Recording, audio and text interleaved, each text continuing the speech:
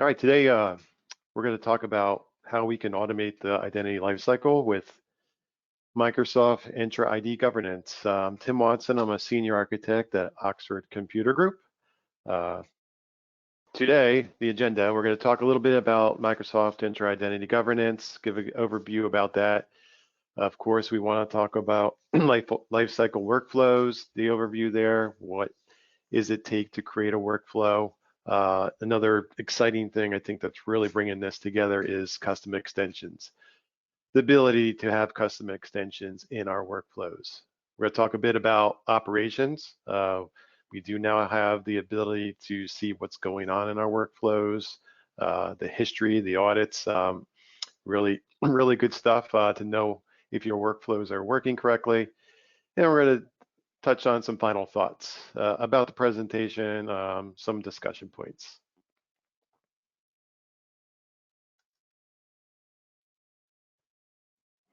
So a little bit about Oxford Computer Group. 20 years we've been working with identity-driven security.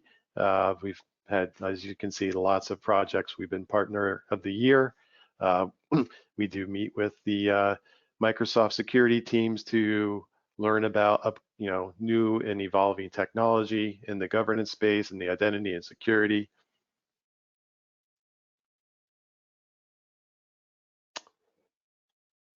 And a little bit about our services. We are offering planning and assessment, deployment services, and managed services.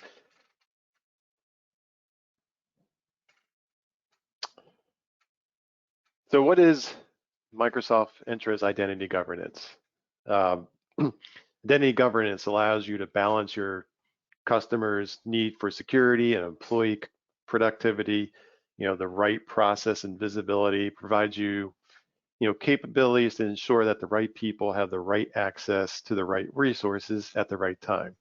I'm sure you've heard that before, but the model that Microsoft has envisioned here is the onboarding process for provisioning.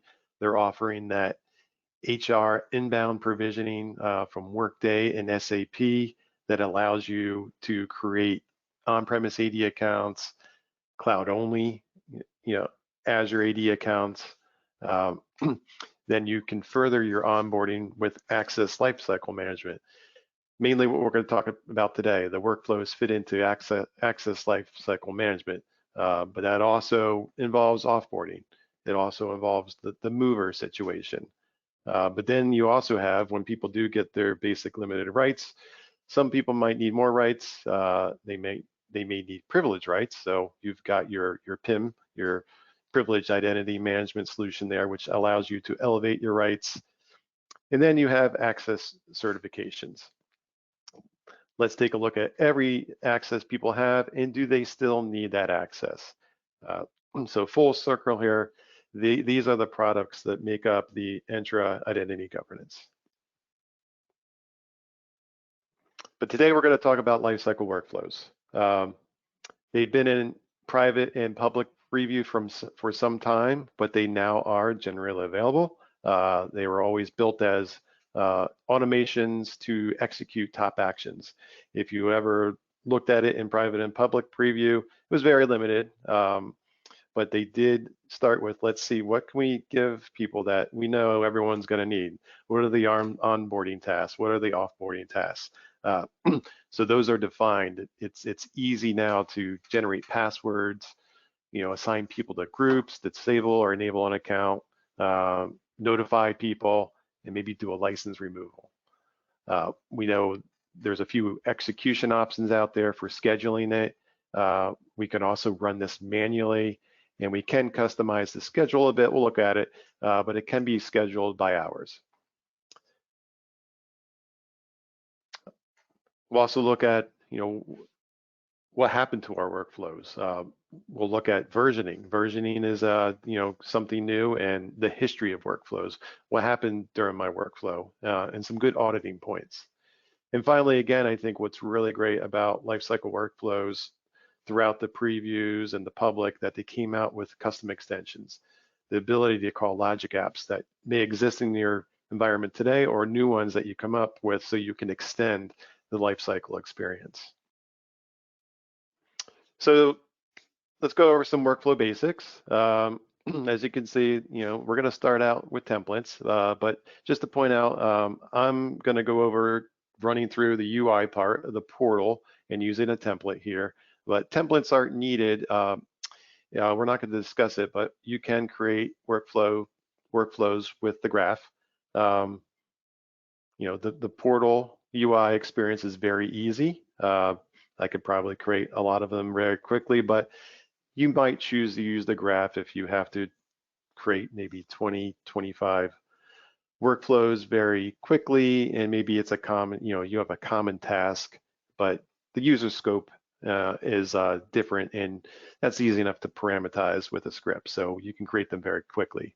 But speaking of amount of workflows, currently your Entra ID tenant supports 50 workflows, so only 50 workflows in your tenant are supported currently. So back to some of our basics here. If I am in the Entra ID portal, when I do choose to create a new workflow, I do have to pick a template. Joiner, mover, leaver. Joiner and leaver have been around. There is a mover one, and we'll talk about it a bit in this webinar. It's not fully done, but they are exposing that right now. So I'm going to give my template some general information, display name, some descriptions. If you don't have a naming standard, it's always good to have a naming standard for workflows or any type of object. So I do recommend that. Execution conditions, a trigger is the when will this workflow run, and then there's the scope, the who is it going to run against? What users is it going to run against? And then finally, we have tasks. Tasks are the actions that the workflow is going to execute.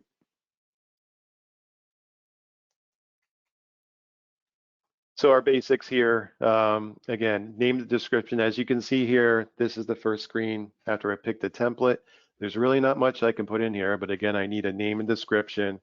And I also have my days from event here. I chose an onboarding here. I'm going to onboard my sales department.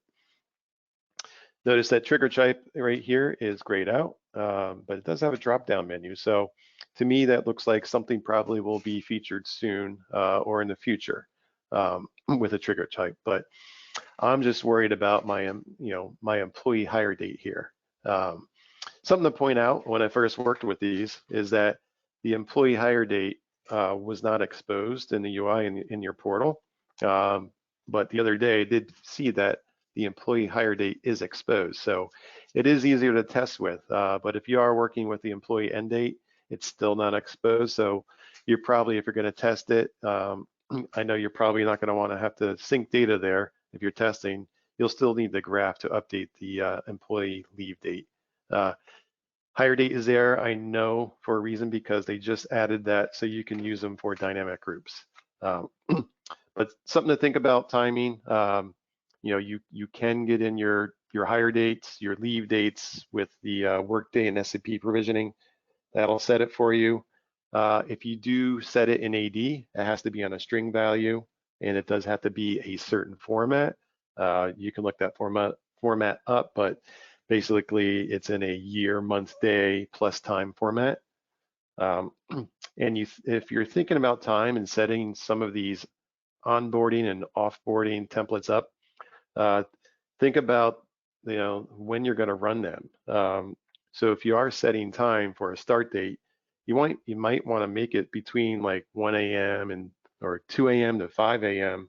for a start date, because if you're running those, you're going to hit those users at their start date before it actually starts. If you're running it late in the afternoon, they're not going to get maybe a notification, or something's not going to happen until they're done with their first day of work. Same thing for offboarding. You want to run those at the end of the day, because if you're disabling users, hey, maybe they're leaving happily, they still need the work. You don't want to disable them at their start, when they start at 8 a.m. And also think about time zones. We can talk about time zones in the scenarios there, but think about time zones when you're setting these times.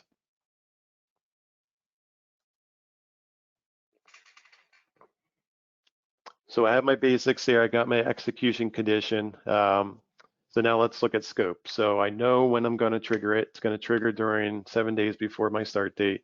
But who else should, who should be involved here? Am I going to trigger everyone? Maybe there's 50 users starting. I don't want to put this workflow on all 50 users. I want to scope it down to, for this example, the sales department. So you can use the scoping rules here. It gives you an easy way to add expressions, very similar to dynamic groups. So you can build your expressions here. I'm building it that they have to be in sales department, but I'm also saying it's only for managers. Luckily, they give me a job title of manager sales. So I scope it down a little bit more here. If you need more advanced expressions, you can click on the view rule syntax and update it there. Another reason to use scoping could be a pilot. Maybe it's not a start thing here, but if I want to pilot this and I don't want to run it on everyone new, I could scope it down to minute visibility here. And I might want to put this on different departments.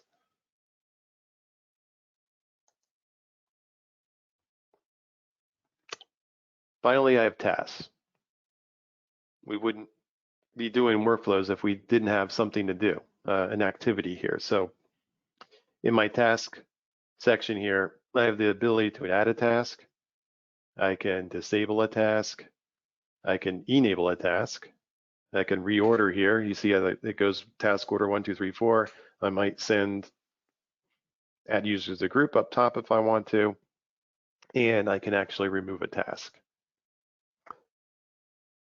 If you ever see a caution symbol here to run a custom task extension, it could be multiple ones here. They add users to the group. That means you have to fill something else out.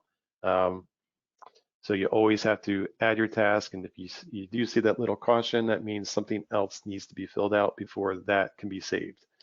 The custom task here, again, we talked about those custom tasks. We'll talk about that shortly here. So if I want to go into one of these tasks, I'm not going to show them all today, but this is great. This generate, tap, and send email. We have the ability here to, to send a temporary access pass. Before we kind of had to, go into the portal and manually send people some of these. So now it gives us the ability here to send a temporary access pass and an email. Most of the times you go into a task, you have to give it a name, a description. It has configuration options here. Here we have to configure the recipient. It's grayed out because this one's only for a manager.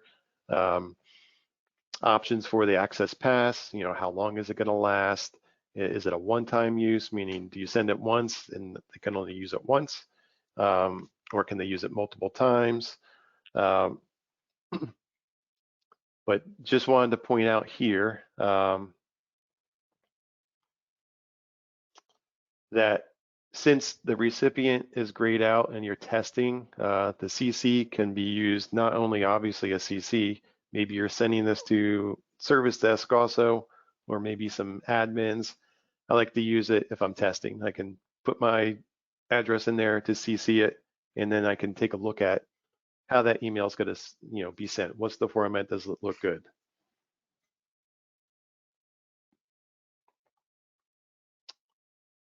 So speaking of email customization, it always will give you a default template. Again, the default template, from my understanding right now, I send it to myself and see what the default template is, but it's always going to have a section here. It's not actually going to send what you see in this message body and the subject.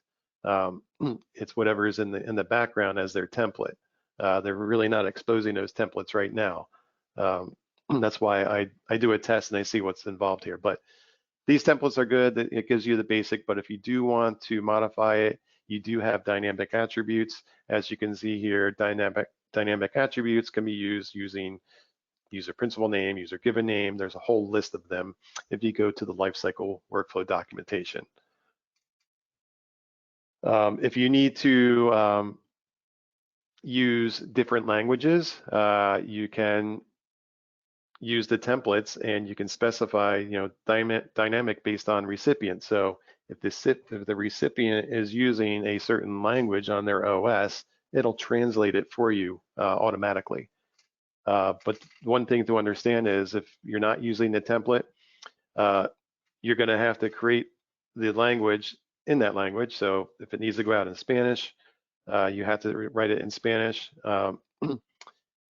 And obviously English has to go out in English. So the translation is great, but you do still have to use the templates.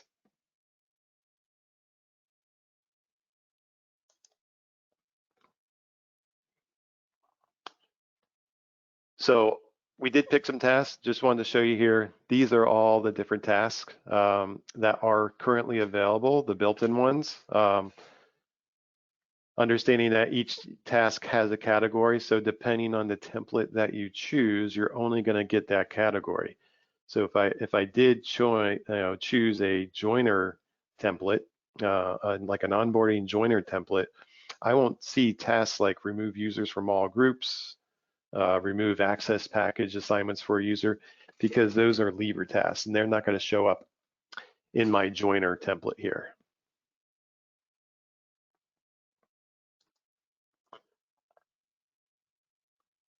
And now that I'm finished with my workflow, I've done this in the portal, it gives you a nice little overview of what's going on. I can see obviously my name, when it was created, if it's scheduled, my last run date, my last modified.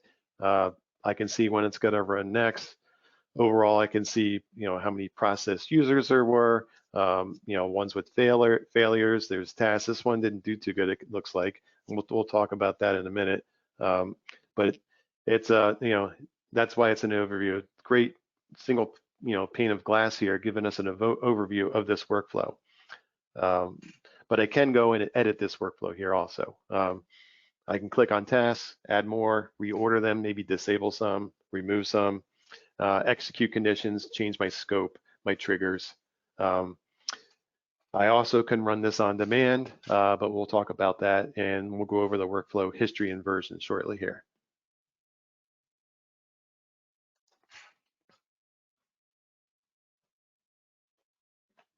So we pointed out custom extensions a couple of times. Lifecycle workflows, they provide built-in tasks to automate common scenarios throughout the lifecycle of the users. Eventually, we're going to reach some limits. We just can't disable people or enable people, add people to groups. Identity management, and we've done this. We always want to do more stuff. Customers will ask for more things. That's where custom extensions, really bring out the flexibility here. The custom extensions utilize logic apps. If you have never heard of logic apps, it's an Azure platform where you can create and run automated workflows with little to no code. And you can use a visual designer, and selecting pre-built operations, you can quickly build a workflow that integrates and manages your apps, data, services, and systems. Some of the work, custom tasks could be done with auto provisioning. We can use auto provisioning in your Entra ID tenant to all the different SaaS apps, like creating an account in Box or ServiceNow. But what the custom extension allows us to do is reach out beyond the account access and orchestrate the lifecycle further. The identity is still your control plane, but you're linking more than identity access and management. So think about, I was thinking about this webinar, and really, what can you do with these custom extensions? Maybe I'm creating this ticket in ServiceNow. I have a connector to ServiceNow to procure a laptop. That's not really identity access. That's something else, but it's really still it's still linked to your identity. And when you come on board, that's great that we can automate this. I got my account, I got my laptop on the way, all done with one workflow here. Another thing, we'll look at logic apps. There's so many different solutions out there, but I saw there's a connector to SurveyMonkey. Hey, what if we, send an existing survey to an employee being offboarded, for an exit interview? It's automated. The HR department would probably love that. So if they're leaving their last day, they'll get a SurveyMonkey, say, give us feedback about the company that I know you're leaving today. Obviously, this is something you're probably not going to want to send to someone that's getting walked out the door that day. But that could be something that you automate.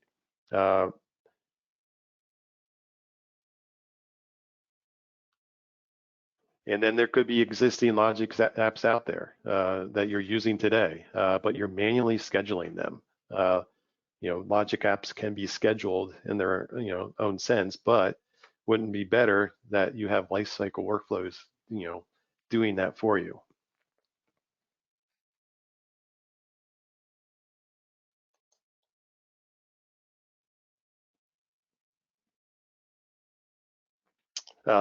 There are some steps to make logic apps compatible with a custom extension. That probably, in reviewing everything about it, that could probably be a webinar in itself. But we're just going to talk about the basics of custom extensions today. So, the first thing we need to do is to create a custom extension. So that's done here on the in the lifecycle workflow blade and the custom extensions. We'll click to add a custom extension. So we have to give, again, a name and a description. Then we have to talk about task behavior. Do we want to launch and continue? This considers the task completed for this option, and then I'm going to go to the next section. But if I want to have another task behavior, it's called launch and wait.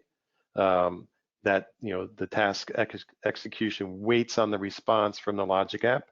If there's no response is received, then defined during the duration window, the task is considered failed. But you can customize the wait time, and you also need to choose a response authorization. Again, we're not going to go into those today, but those are those options there. And lastly, we have to pick details. I can choose to create a new logic app from the interface if needed. It gives you a button to do that, but it just creates the logic app. You still need to go into that logic app and do something to create like a trigger or call something.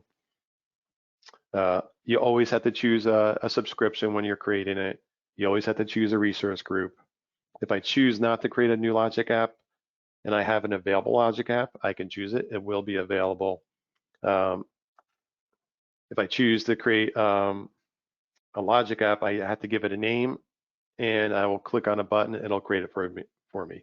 Again, going back, you still have to make sure you're doing something. It kind of creates a stub record. But once I do create it, it will appear here in example 1 here. That you can see I created a couple here. I created my SurveyMonkey one that sends a survey, and then I also thought about, well, maybe I'll create a task in Azure DevOps, which we'll review in final thoughts. So now that I have it created in custom extensions, now I'll go to a workflow and I can see that it's available. I'll click on that one task, create a custom task. I have the ability to give it a name and description. My drop-down appears of all the ones that I've configured, and I still have the option to continue workflow execution and enable the task.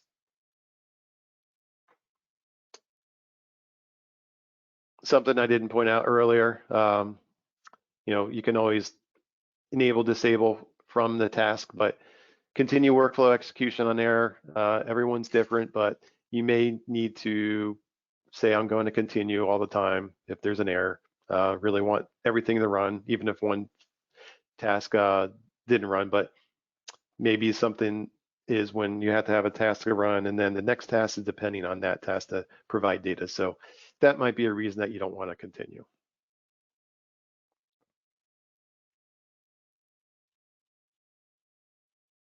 So once you save that task, you're going to see I renamed it to send exit interview survey. I didn't keep the run a custom test extension here. So this brings us to our next topic on workflow operations and monitoring and history. So we talked a little bit about how we can schedule these. When you create a, well, your newly created workflows are always enabled. Workflows can be enabled and disabled, but when you first create it, it's always going to be enabled by default, but you still have to schedule it. That's the scheduling check mark is not going to be ticked. So once scheduling is enabled, the workflow is evaluated based on the interval that is set within the workflow settings. The default's 3 hours to determine whether or not it should run based on execution conditions. So the screen up here shows you if you go to workflow, the lifecycle workflow blade, workflow settings, I have the option here to change my schedule. Again, the default is 3. I can put it down to 1 hour if needed, and you can scale up to 23 hours, depending how often you want to run your workflows. Some people run them every hour, some people run them once a day. It's up to your SLA here. And real quick, while we're looking at that email settings, we talked about how you could customize emails, but if you come back to the workflow settings, there's a way that you can set your email domain. So when it does send it out, you can choose your accepted domain here, or you can pick Microsoft. It's always available, and you can choose company branding. So if you put company branding on your tenant, it'll use your company branding banner logo. Makes it look professional. It was sent from your company. But to continue from workflow schedules, we talked about scheduling it, but there's also on demand. A workflow that is run on demand for a user does not take into account whether or not the user meets the workflow execution conditions like the scopes or the triggers. It'll apply all the tasks regardless of whether execution conditions are met by the user or not, but just understand some of those tasks may fail. Running a workflow on a user without an end date will fail if the offboarding workflow is used. If you're testing with this or if you run it, what if the person doesn't have a end date? You're going to get that task that's going to say it failed because that person didn't have an end date. But if you are running on demand and you are testing or troubleshooting, which we'll talk about in final thoughts here, if you truly want to test it correctly, make sure the person you pick is going to be in the scope that you set in your conditions, your execution conditions.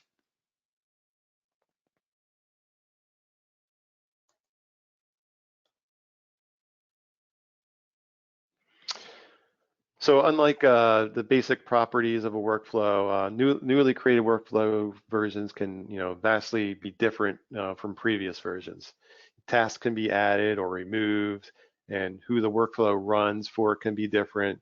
Due to these changes that happen, between versions, we can take a look at versions and see now what's changed. So, version 1, I was running maybe 3 tasks. My scope of users was, very small, and now I'm at version 5, and maybe things aren't running as good as they used to, or something's different. So now I have the ability to go back and see what's going on. Version 1, I can see the creation date, the modified date, but now I'm getting errors, and the errors are in between, let's say 316, or let's say 321. Well, those are really big. I'll say 316 and 321. That's when I'm getting errors. So in between version 2 and 3, something changed between 2 and 3. That's what's causing the error here. So that gives me the ability to take a look about what's changed with my workflows. So a great way to troubleshoot if you're having issues.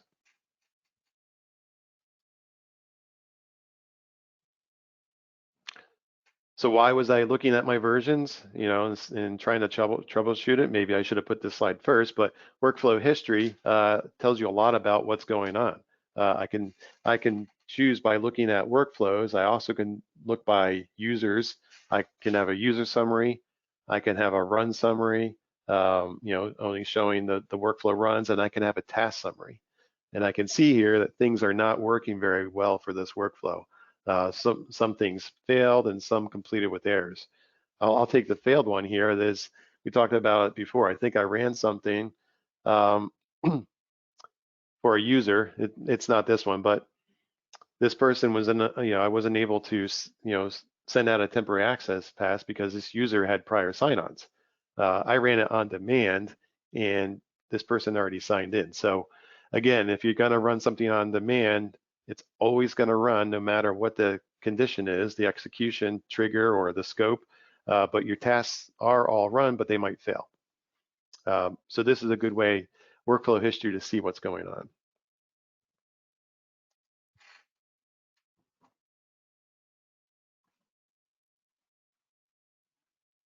So again, in Lifecycle Workflow Blade, you do have an audit log. So this gives us a view of every workflow. Every time a workflow is processed, an event is logged. It's a sequential list here that you can take a look at. You can use filters to find specific dates, activities initiated by actor. The person who ran the workflow is the person that you see here. If you see lifecycle workflows, that is something that was scheduled by lifecycle workflows, but individual names will usually tell you that it was run on demand. That was our overview of creating lifecycle workflows. But some final thoughts here are, it does give you efficient onboarding and offboarding. Those temporary access passes needed is great to automate that. This allows you to, custom timing when to send that duration code. It's easily now removes access to groups, teams, access packages. You can easily email, customized emails with language translation. If you look at automating group membership, dynamic groups are great. But lifecycle workflows can manage static groups, so you don't need a dynamic group rule. There's no need to have one rule per group. So if I have 10 dynamic groups, I can now only have one workflow that I can accomplish the same task there. I can put people in 10 groups rather than creating a dynamic group for 10 different groups. But it also gives you, dynamic groups depend on data to be updated to add and remove users. A lifecycle workflow, can be run on demand to update membership. So we'll talk about maybe some run on demands further, but I don't want to wait for my dynamic groups to update. I'm just going to run this on demand, and it's going to either add or remove people. And then again, lifecycle, dynamic groups again are, you really can't use the trigger base. You can't use having someone arrive 7 days before to onboard someone. So lifecycle workflows are good there too. And then lifecycle workflows can not just manage the membership in groups. You can also actually make changes to the actual group. So that would need a custom extension, but you could make a change to a group. Maybe you're adding an owner to a group. It's not the membership, but a custom extension could probably do that for you.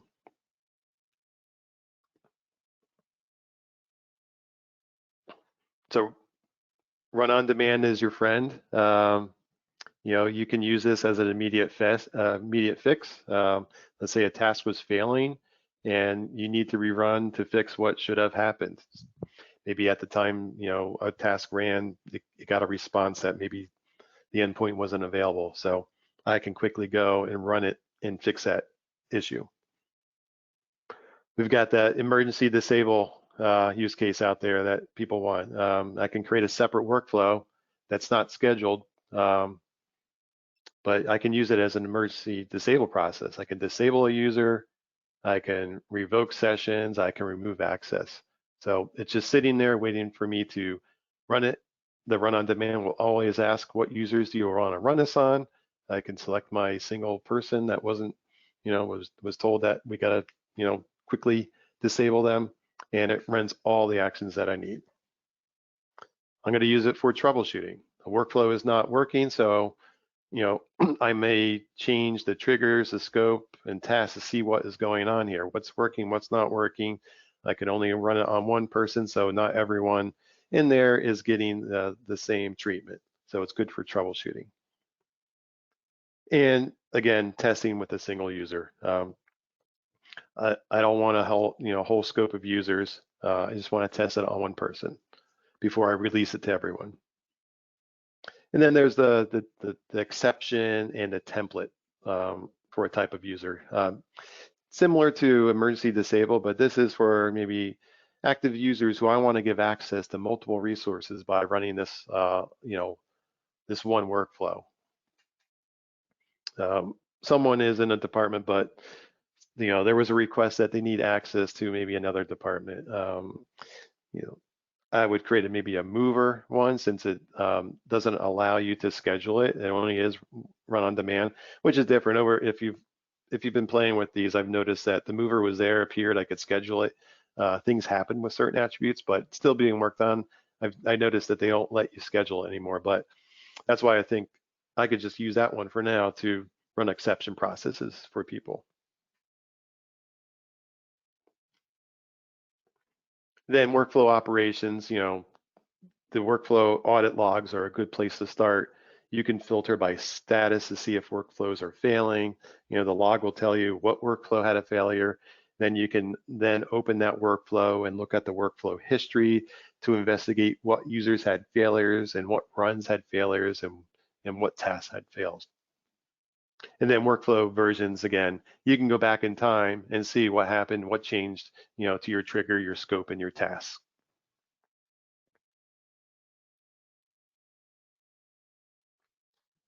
Which brings us to custom extensions. You can use existing logic apps that can be part of the lifecycle workflow. I would start, small with automation. I'll take the Azure DevOps example. Maybe you start by running a notification task that a person is moving or leaving. Then you try to create a task for someone in Azure DevOps, and maybe a story that there's a task that if they're if they're leaving or moving, the task could say check in all your code to a repository. Really, if you're really feeling ambitious, maybe you would automate it. The task, that logic app would actually automate it if this person's moving to a different department, or if they're leaving. If they had something, they could automate it that everything gets checked into the repository.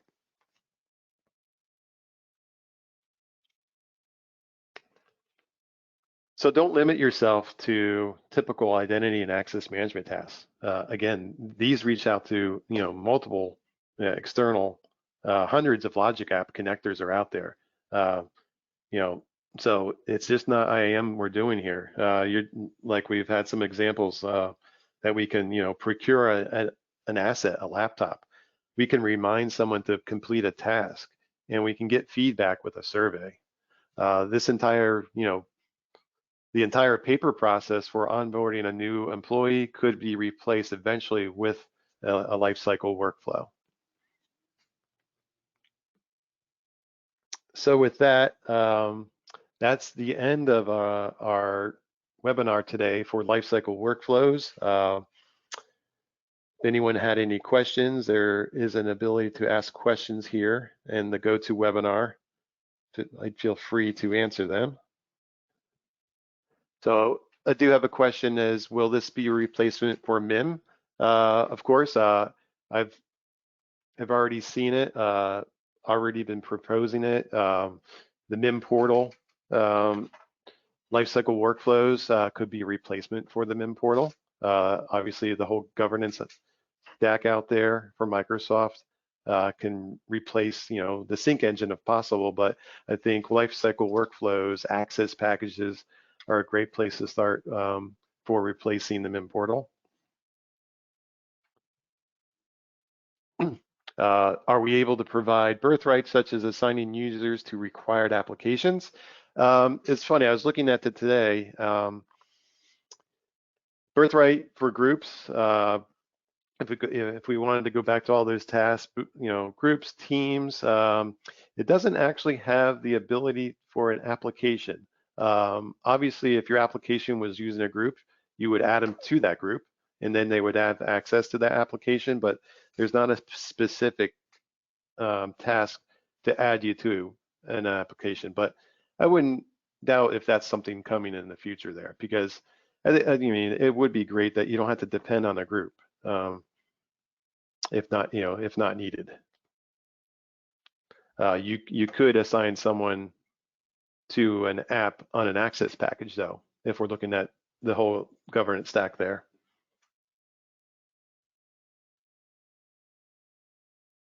Another question, can we leverage new capabilities of lifecycle workflows alongside and parallel with MIM? Yes. If you do not, if you have an existing MIM environment, I'm recommending that let's stop creating workflows in your portal. Let's create them, in your Entra ID tenant, utilizing lifecycle workflows. Understanding too that, where do they have to be run? A lot of stuff still has to be run on-prem. You can do it, depending on your tenant and on-prem. Do you have like an express route or an IPsec tunnel that you can use? And you could use some, logic apps that connect to AD to possibly do that. So it is definitely out there. I think that's it for now. Don't have any other questions. Again, if you guys do have any questions, you can email us at info@oxfordcomputergroup.com. You can always go to our website. You can call us. We're there at LinkedIn and Twitter. And again, thank you. Again, I'm Tim Watson, and appreciate you attending today.